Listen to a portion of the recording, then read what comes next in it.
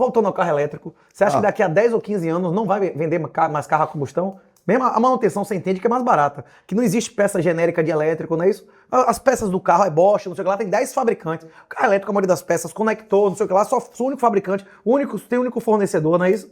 O carro elétrico tem uma vida útil, um terço de um carro a combustão, não é isso? Não é verdade. Como não? Não é verdade. Por exemplo, por exemplo, qual é o meio de transporte? Imagina o oposto, vai. Qual que você acha que teria mais chance de quebrar?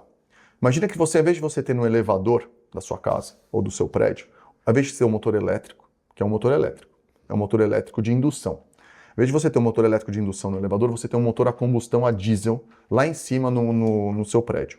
O motor a diesel, ou motor em geral, ele tem basicamente quase umas 2.000 peças móveis. Ele tem pistão, anel, corrente, correia, filtro de óleo, filtro de ar. Fora a parte que sai dele, né? Que sai gás e tal. Sai gás, você precisa jogar o gás. Imagina que você tenha no elevador lá em cima um motor. E hoje em dia você tem um motor elétrico, que basicamente é um fio conectado. Entra uma corrente elétrica que pode vir de qualquer fonte de elétrica possível. Você pode ter painel solar no lugar. Inclusive um gerador a diesel. Você pode ter um gerador a diesel, se você quiser, mas se você pode... atômico, solar. Você pode vir entre o elétron passa dentro lá do cobre, gera um campo magnético e gera um movimento. Então você converte mais ou menos 85% a 90% num motor desse, da eletricidade, da energia em movimento.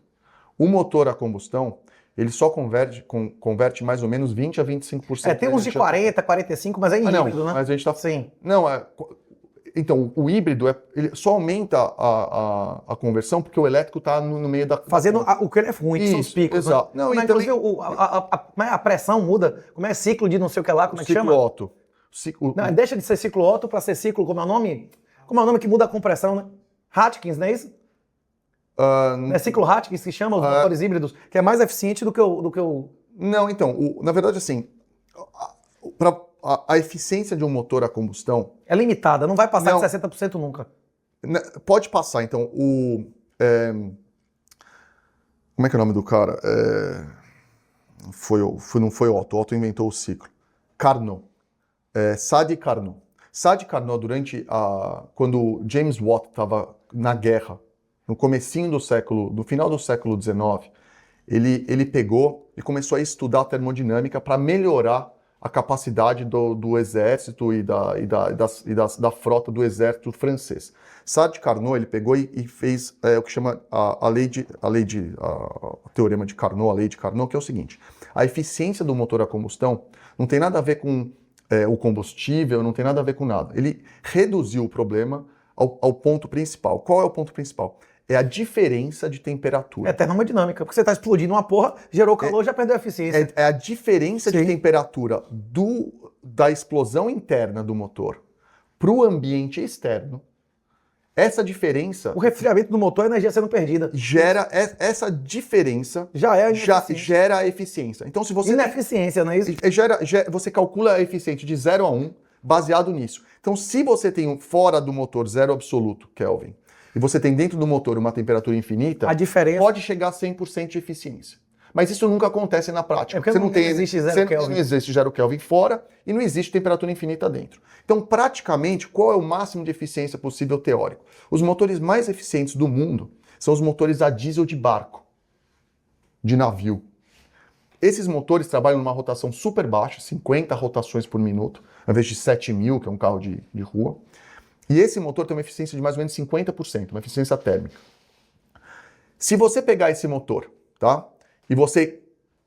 E botar ele num lugar estático, e você recuperar o calor todo que ele é perdido, que são as termoelétricas, que é basicamente uma turbina, daí você sai do motor de pistão para uma turbina, essas turbinas conseguem chegar a 65% de eficiência. Você tem um outro ciclo que você consegue recuperar o calor e usar mais para produzir energia elétrica. Então, quando você pega um motor a combustão, ou uma combustão em si, e você faz dentro de uma turbina geradora estática, chega a 65%.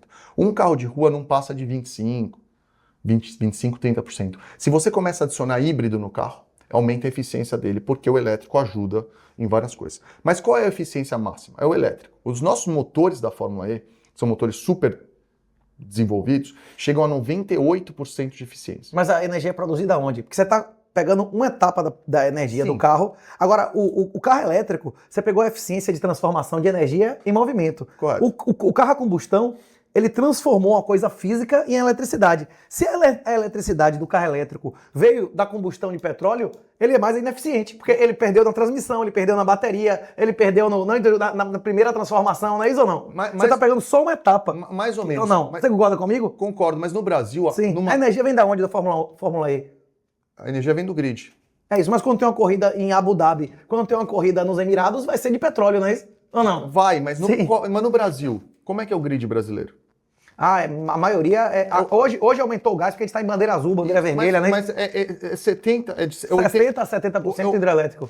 E mais o solar, que é bastante hoje em dia, mais o eólico. É o que mais cresce, é. Então o grid... Mas o eólico é muito ineficiente. Eu concordo. Absurdamente ineficiente. Mas tudo bem, mas vamos pensar no grid atual. O grid atual brasileiro, 80% dele já é renovável, já não vem de petróleo. Sim, mas ele não é 100% de eficiência.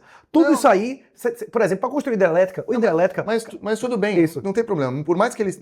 Por exemplo, eu concordo com você. Se você fazer energia em Belo Monte e trazer para o Sudeste, você perde metade da energia no grid. A principal obra da vida de Lula foi esse negócio absurdo. Um absurdo completo. Tipo assim, os caras fizeram tudo errado, era tudo para gastar o máximo de dinheiro, uma merda. Eu fiz a conta. Se você pegar só o lago de Belo Monte e cobrir de painel solar... Já gerava mais energia. Muito mais, custando 10 vezes menos. O lago foi feito errado. 10 vezes tudo foi menos. feito errado, absurdo. 10 vezes menos, tá? 10 vezes menos Puta merda. do que o que fizeram. É um absurdo completo Belo Monte. Mas o meu ponto é o seguinte, o grid brasileiro já é renovável. Então, se você pegar toda a cadeia, essa conta você pode olhar na internet depois, a gente pode fazer depois, mas se você pegar um carro elétrico e você calcular a energia, o quanto custa, o quanto gasta de energia para fazer a bateria, quanto gasta de energia para fazer o carro. Então, é o chamado cradle to grave, que cradle é você minerar os materiais, e grave é quando você descarta o carro. Mas devia ser cradle of the grandfather, porque você tem que ver a eficiência da produção dessa energia.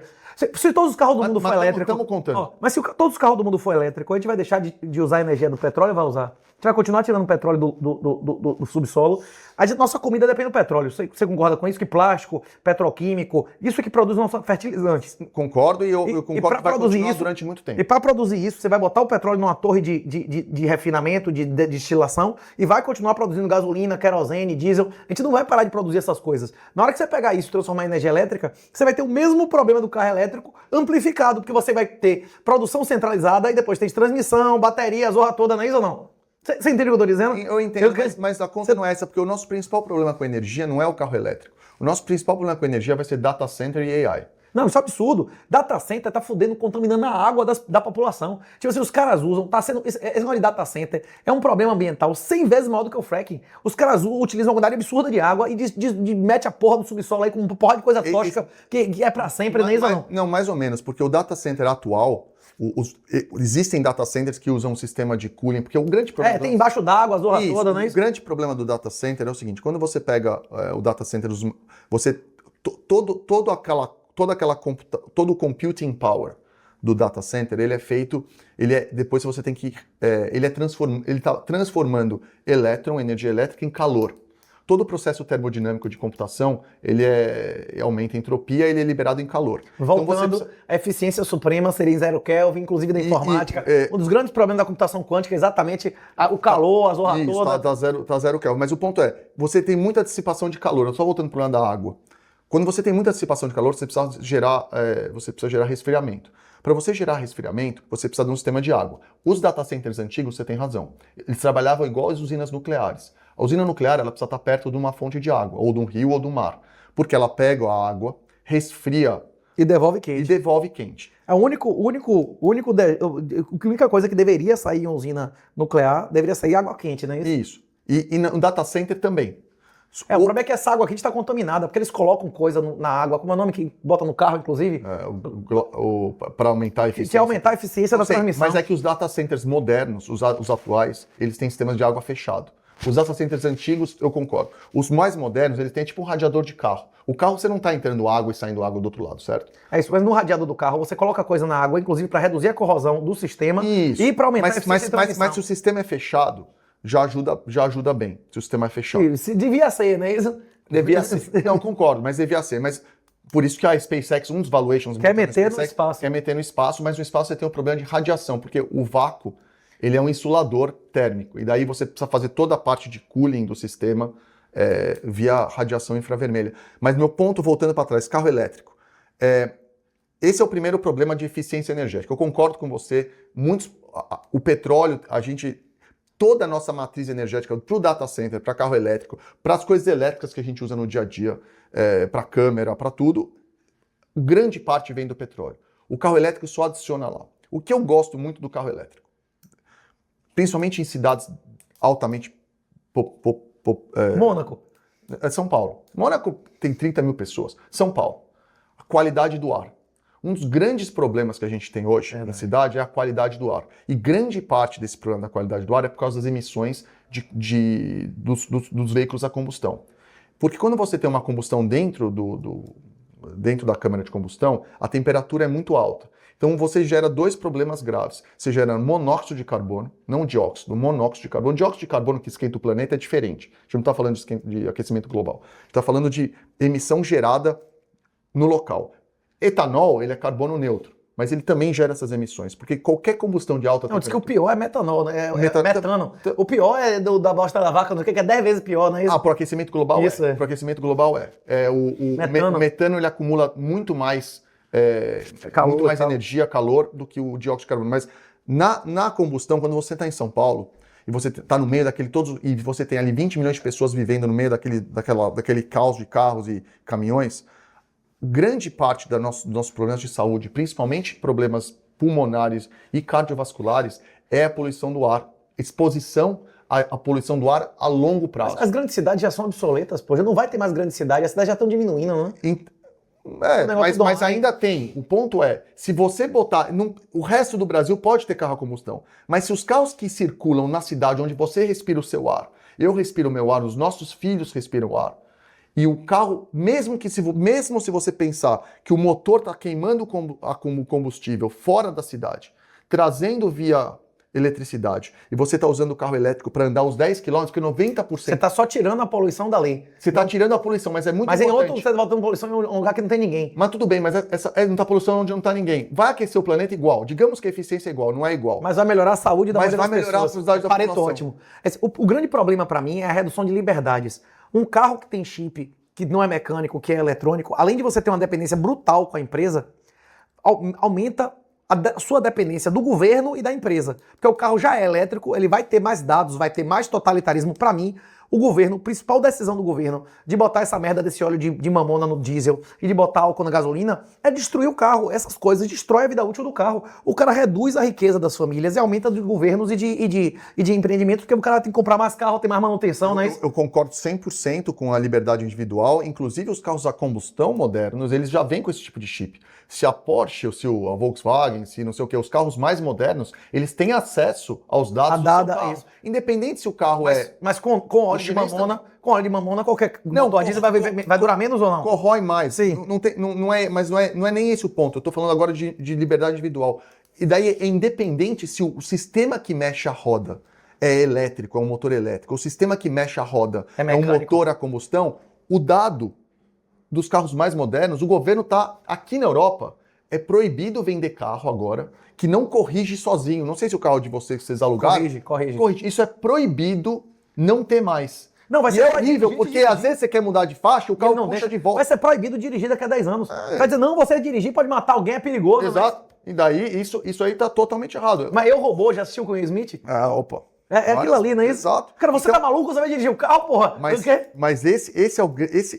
E daí eu tô 100% de acordo. Eu acho que a gente precisa de... Inclusive, a gente pode falar de Bitcoin, que eu tô trabalhando num projeto bem interessante com os caras daqui, para aumentar a liberdade individual e aumentar a sua privacidade. E isso, para mim, é um mercado que cada vez mais, principalmente com AI, o que AI está fazendo? AI agora está correlacionando você já sabe que... AI já sabe que você está aqui. AI já sabe que você passou um tempo aqui. Não, o Big Data, né? Isso pode ser colocado ou não na AI, né? Big Data, mas o que o AI faz? Ele faz cross-reference. Então, antigamente, o seu reconhecimento facial ia para um banco de dados. Só que o seu passaporte, que não você cruzava, porra. Não cruzava. Hoje o AI está cruzando tudo. E daí você não tem opção. Tá acontecendo que assim, você alugou, o AI tá falando assim, você alugou o carro aqui, devolveu o carro aqui, então você passou tantos dias aqui, você veio trabalhar, então você precisa declarar que a gente gravou aqui, porque você estava aqui, então você precisa declarar o imposto. Antigamente só agregava dado, agora tá agregando Tá cruzando. agregando Não, e cruzava se houvesse uma suspeita, alguma coisa assim. Agora tá agregando, cruzando em massa, e né? o governo, ele era ineficiente, era super ineficiente, como em tudo que ele faz, Ele é, né? nesse cruzamento de dado. Agora o AI tá ganhando eficiência para o governo. Pois é. Nesse lado. Então isso vai atrapalhar Repressão muito. financeira. Então repressão financeira vai aumentar, Liberdades vão diminuir. Por isso que eu acho que, inclusive, é um case muito pró-cripto, liberdade financeira, capacidade de você ter Autocustódia. anonimidade, autocustódia.